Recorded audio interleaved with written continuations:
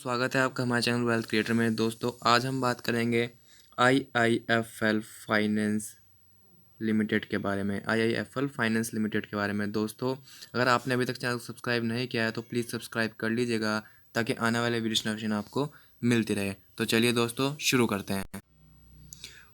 दोस्तों अगर मैं आईआईएफएल फाइनेंस लिमिटेड की मार्केट कैप की बात करूं तो यहाँ पे सकते हैं मार्केट कैप है 3792 करोड़ की।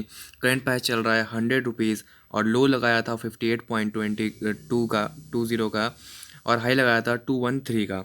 दोस्तों स्टॉक की पी चल रही है 7.80, ROC है 9.95, ROE 11.0%, book value 132, dividend yield 2.25 और फेस वैल्यू 2.00। दोस्तों अगर मैं बात करूं ROC और ROE की तो यहाँ पे मेरे को ROC और ROE सही दिखाई दे रही है 9.95% और 11%। दोस्तों वैसे तो मैं 30% के अप्रॉक्स रिकमेंड करता हूँ, लेकिन जो फाइनेंशियल कंपनीज और बैंकिंग होती है उनकी ROC और ROE इतनी ज़्यादा नहीं होती, उनकी 15 to 10% ठीक होती है, ना ज़्यादा होती है और ना ही बहुत कम मानी जाती है, बिल्कुल ठीक मानी जाती है, फेयर मानी जाती है। और दोस्तों डिविडेंड यील्ड 1% के अप्रॉक्स मैं आपको बोलता हूँ कि अच्छी होती है, लेकिन दोस्तों आप सकते हैं 2.25 है, यानी कि 1% से बहुत ही ज़्यादा है, यानी कि डिविडेंड यील्ड तो बहुत ही ज़बरदस्त यहाँ पर मेरे को दिखाई दे रही है। इसके बाद दोस्तों मैं बात करूँ इसके रेवेन्यू के बारे में। ईयर ऑन ईयर कहते हैं रेवेन्यू मार्च 2011 में 1472 करोड़ का था, जो कि आके 4742 करोड़ का हो गया। हालांकि मार्च 2018 में 6 करोड़ 405 हो गया था, लेकिन उसके बाद यहाँ पे गिरा और उसके बाद गिरावट है, यानी कि अप्रॉक्सीमेटली 2018 से यहाँ पे हमें लगातार गिरावट दिखाई दे रही है। दोस्तों उसके बाद अगर मैं बात करूँ रिसेंट की, यानी कि सितंबर 2020 तक की जो चल रहा है, इस क्वार्टर नंबर 2 तक की देखते हैं 5180 करोड़ का यहाँ पे रिवेन्यू जनरेट किया है, जो कि पिछले मार्च 2020 पिछले क्वार्टर से बहुत ही ज़बरदस्त है। पिछले से पिछले क्वार्टर में मतलब पिछले ईयर से बहुत ही ज़बरदस्त है और उससे पहले भी बहुत ज़बरदस्त है। यानी कि दोस्तों ईयर टू ईयर तो हमें बहुत ज़बरदस्त बढ़ोतरी दिखाई दे रही है। यहाँ पे सकते हैं आप ईयर टू ईयर तो हमें बहुत ज़बरदस्त बढ़ोतरी दिखाई दे रही है। साथ में यहाँ पे आप देखते हैं फाइनेंशियल प्रॉफिट की बात करूँ दोस्तों, लेकिन फाइनेंशियल प्रॉफिट यहाँ पे हमें गिरता हुआ नजर आ रहा है। 1454 करोड़ था 2018 में, जो कि 950 करोड़ हो गया, फिर 752 करोड़ हो गया, फिर 578 करोड़ हो गया। यानी कि फाइनेंशियल प्रॉफिट में लगातार गिरावट है। प्रॉफिट देख रहे हो लगातार गिर रहा है, भले ही यहाँ पे रिवेन्यू बढ़ता हुआ दिखाई दे रहा है, लेकिन फाइनेंशियल प्रॉफिट लगातार गिर रहा है। दोस्तों उसके बाद मैं बात करूँ प्रॉफिट बिफोर टैक्स की बात करते हैं। प्रॉफिट बिफोर टैक्स में भी यहाँ पे 1448 करोड़ से 586 करोड़ हो गए। ऐसा नहीं है कि रिसेंटली कोई गिरावट आई है, इसमें पैंडेमिक की वजह से गिरावट आई है, पिछले 2 सालों से लगातार यहाँ पे हमें गिरावट दिखाई दे रही है प्रॉफिट के अंदर। उसके बाद दोस्तों नेट प्रॉफिट की भी यही हालात बने हुए हैं। नेट प्रॉफिट की बात करूँ 795 करोड़ था, उसके बाद दूसरे ईयर में भी 795 करोड़ रहा, उसके बाद 502 करोड़ और उसके बाद 485 करोड़। यानी कि ईयर टू ईयर मैं यहाँ पे देखूँ तो नेट प्रॉफिट और प्रॉफिट बिफोर टैक्स दोनों और साथ में ऑपरेटिंग प्रॉफिट भी यहाँ पे गिरता हुआ हमें नजर आ रहा है दोस्तों। इसके बाद दोस्तों मैं इसकी बात करूँ बैलेंस शीट की बात करूँ, बैलेंस शीट में यहाँ पे कंपनी के पास रिजर्व पड़ा है 4918 करोड़ का और बोरिंग है 28,609 करोड़ की। दोस्तों बोरिंग यहाँ पे फाइनेंशियल कंपनीज और बैंकिंग में इतनी ज़्यादा मैटर नहीं करती, इसलिए बोरिंग की हम यहाँ पे नहीं देखेंगे, लेकिन आप सकते हैं रिजर्व जो है 4918 करोड़ का है। इसके बाद दोस्तों मैं बात करूँ टोटल एसेट डांस करते हैं। टोटल एसेट दोस्तों यहाँ पे आपको लगातार बढ़ते हुए दिखाई दे रहे हैं। देखिए पिछले 3 सालों से बढ़ते हुए दिखाई दे रहे हैं। 33 से 34 हुआ, 34 से 35 हो गया। हालांकि अगर मैं उससे पहले की बात करूँ सकते हैं 44,495 से यहाँ पे बहुत ज़बरदस्त गिरावट आई और उसके बाद कंपनी थोड़ी थोड़ी रिकवरी ले रही है टोटल एसेट में। इसके बाद दोस्तों मैं बात करूँ यहाँ पे शेयर होल्डिंग पैटर्न के बारे में। शेयर होल्डिंग पैटर्न दोस्तों प्रमोटर्स की होल्डिंग है 24.99%, यानी कि यहाँ पे प्रमोटर की होल्डिंग काफ़ी कम दिखाई दे रही है एज़ कंपेरिजन अदर कंपनीज, या फिर आप देख सकते हैं एफआई की बात कर सकते हैं 18.38 और डीआई की 0%, यानी कि म्यूचुअल फंड की 0%, गवर्नमेंट की 0% और पब्लिक यहाँ पे बहुत सारा दबा के बैठी हुई है 56.63। यानी कि देख सकते हैं प्रमोटर्स ने तो बहुत कम ले रखी है होल्डिंग। और साथ में उसके बाद बात करूँ मैं एफआईआई की, तो यहाँ पे देख सकते हैं एफआईआई में आपको एक चीज़ दिखाई देगी कि 24.46 से 20.11 हो, और 20.11 से 18.65 और 18.65 से 18.38 हो गई। यानी कि यहाँ पे एफआईआई भी अपना धीरे धीरे पैसा निकाल रहे हैं क्वार्टर ऑन क्वार्टर पे। और साथ में डीआई की बात कर सकते हैं, डीआईआई ने तो अपना सारा पैसा यहाँ से निकाल ही दिया है। यहाँ पे देखते हैं आप पहले कैसी होल्डिंग थी, मैं दिखा देता हूँ आपको। यहाँ पे देखिए दोस्तों आप पहले कैसी होल्डिंग थी दिसंबर 2018 या फिर सितंबर 2018 में देखिए 2.73% की होल्डिंग थी, फिर 2.45 की रह गई दिसंबर 2018 में।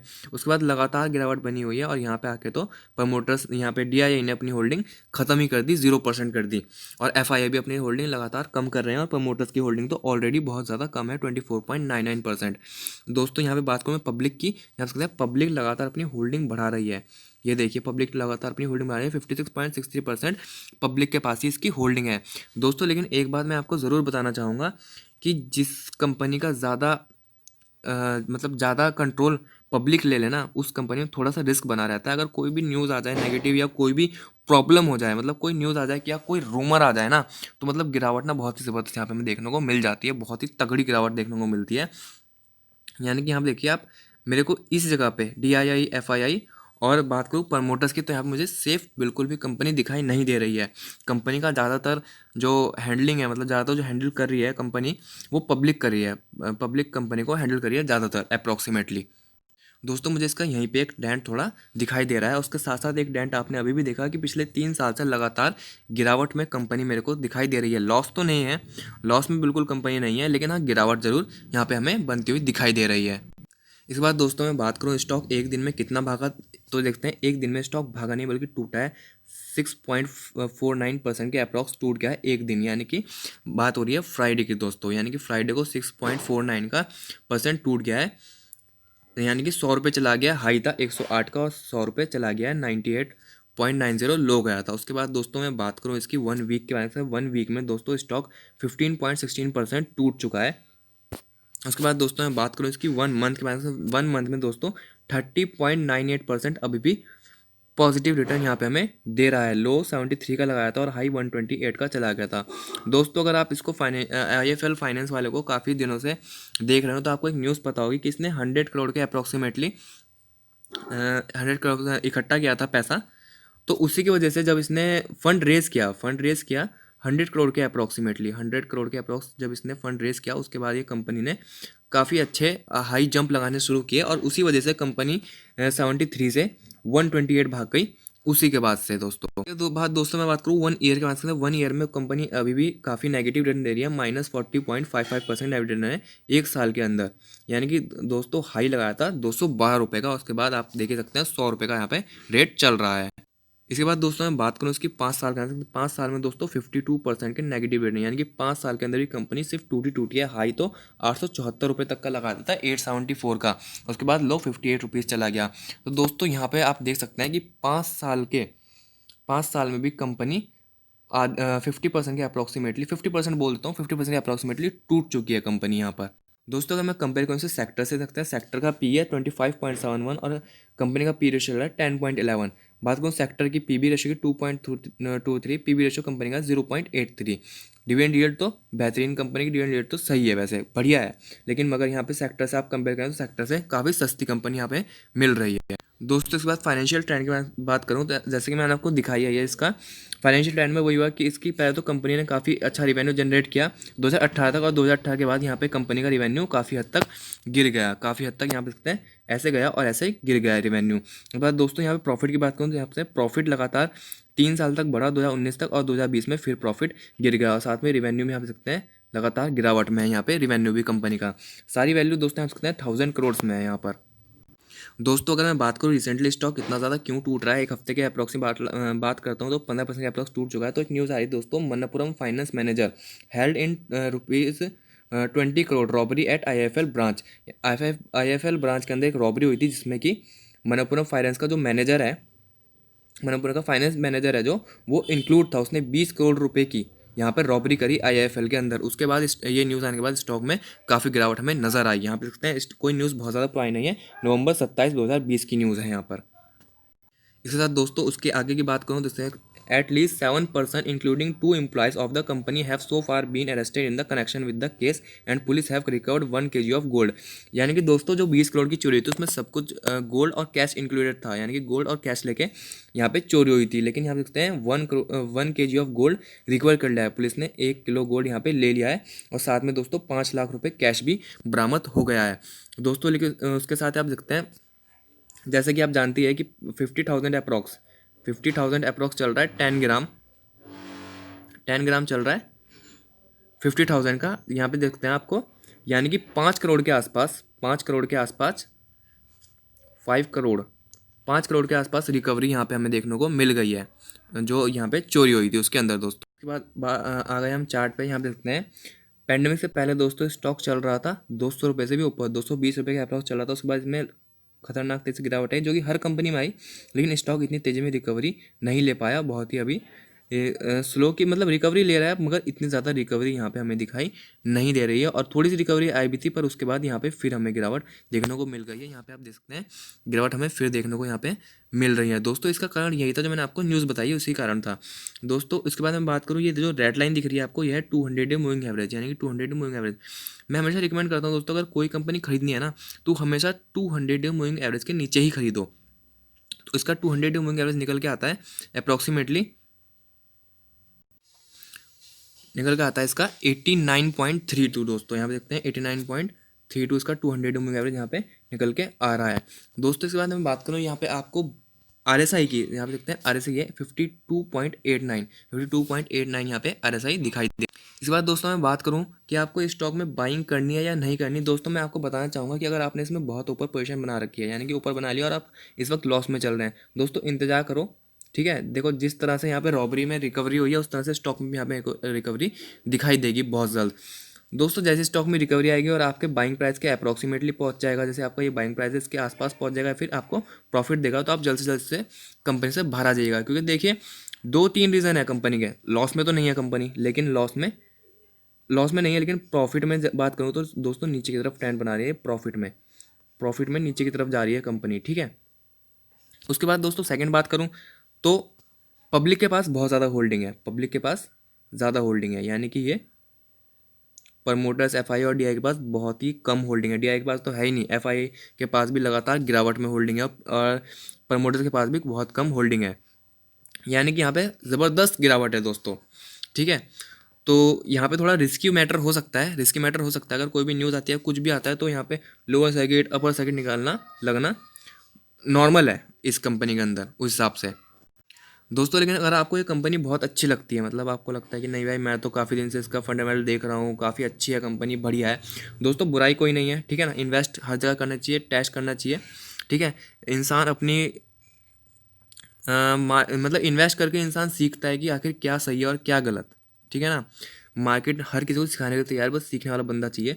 तो इसमें आप बहुत ज़्यादा पैसा मत लगाओ, ठीक है। अपने पोर्टफोलियो का, मैं हर कंपनी बोलता हूँ 10% लगाओ, मैं बोलता हूँ उसमें अपने पोर्टफोलियो का 5% इसमें लगा दो, ठीक है। 5% का मतलब होता है कि बहुत ज़्यादा स्टॉक तो मत खरीदना। मान लो अप्रॉक्सीमेटली आपने इसके 100 स्टॉक खरीदने थे, ठीक है, आपने सोच रखा था कि मैं इसके 100 स्टॉक खरीदूंगा, तो मेरे कहने पर आप 100 मत खरीदना, प्लीज़ उसको 50 कर देना, 50 क्वांटिटी। प्रॉफिट होगा तो ठीक है, लॉस होगा तो ठीक है। अगर आपने यहाँ पे 10 क्वांटिटी सोच रखी थी इसकी बाय करने की, 10 क्वांटिटी, ठीक है, तो आप यहाँ पे 5 क्वांटिटी अपनी जो भी आपने बाइंग की सोच रखी थी ना, उसका ना हाफ कर देना, ठीक है, हाफ कर देना, मतलब क्वांटिटी का हाफ कर देना। उसके बाद दोस्तों मैं रिकमेंड करूँगा कि आपको अगर फाइनेंस कंपनी में लगाना है ना, तो मैंने रिसेंटली एक वीडियो बनाई थी मुथूट फाइनेंस पे दोस्तों, मुथूट फाइनेंस पे, तो वो आप ना आई बटन पे क्लिक करके देख सकते हो। बहुत ही बेहतरीन कंपनी है मुथूट फाइनेंस में कोई भी प्रॉब्लम नहीं है, बहुत ही बढ़िया कंपनी है। A to Z fundamental analysis मैंने आपको उसमें दिखाया, आप देख सकते हो आखिर वो कंपनी के अंदर क्या चीज़ है ऐसी जो मैं आपको बोल रहा हूँ उसे बाय करने के लिए, पूरी डिटेल के साथ मैंने एनालिसिस किया है।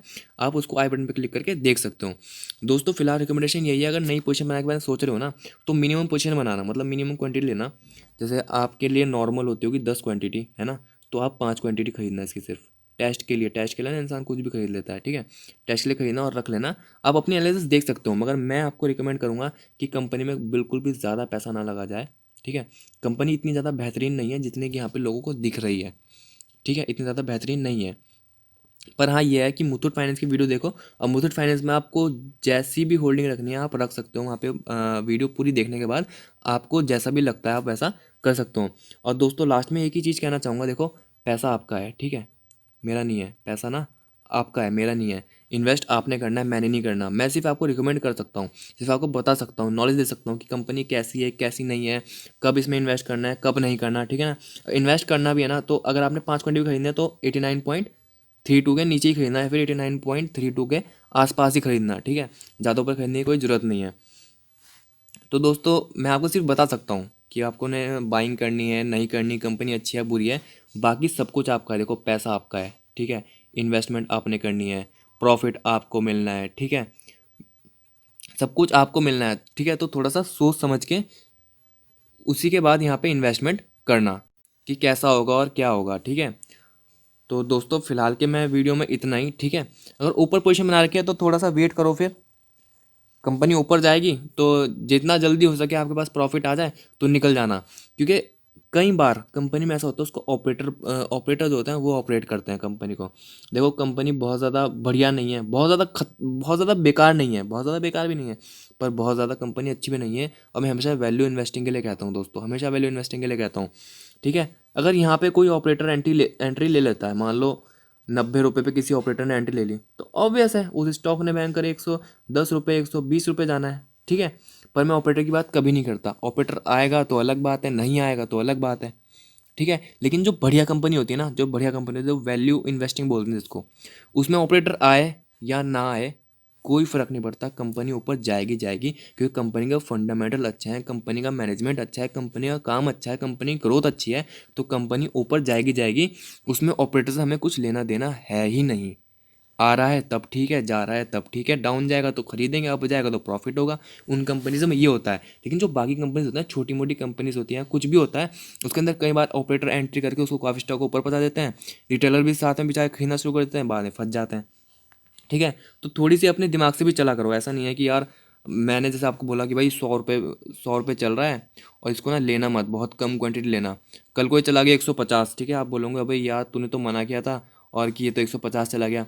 दोस्तों कंपनी अगर बेहतरीन है ना, है कंपनी बेहतरीन है ना, तो आप उसमें कितना भी पैसा लगा दो, लेकिन कंपनी बेहतरीन नहीं है ना, तो कई बार ऑपरेटर जो है वो ऑपरेट कर देंगे कंपनी को और आपको पता भी नहीं चलेगा, और निकल भी जाएगा, आपको पता भी नहीं चलेगा। फिर कंपनी लोअर सर्किट मारेगी, मान लो यहाँ से कंपनी यहाँ चली गई, कंपनी अच्छी नहीं है, कंपनी का फॉर्मेट अच्छी नहीं है, कंपनी वैसे भी अच्छी नहीं है, यहाँ से यहाँ चली गई, लेकिन उसके बाद जब ऑपरेटर निकलेगा ना तो कंपनी फिर यहाँ से यहाँ पहुँचेगी, यहाँ नहीं रुकेगी, इससे भी नीचे जाएगी। तो दोस्तों मैं आपको यही रिकमेंड करता हूँ हमेशा कि अच्छी कंपनी में पैसा लगाओ, ठीक है। और दोस्तों फिलहाल की वीडियो इतना ही, वरना तो वीडियो बहुत लंबी हो जाएगी। और कुछ भी पूछना हो ना तो प्लीज़ कमेंट बॉक्स में, ठीक है, नीचे कमेंट बॉक्स में ना मेरे को कमेंट करो, मैं सबके रिप्लाई करता हूँ, ठीक है। कमेंट बॉक्स, और प्लीज़ चैनल को सब्सक्राइब जरूर कर लीजिए ताकि आने वाली वीडियोस नोटिफिकेशन आपको मिलते रहे। तो थैंक यू दोस्तों फॉर वॉचिंग अवर वीडियो।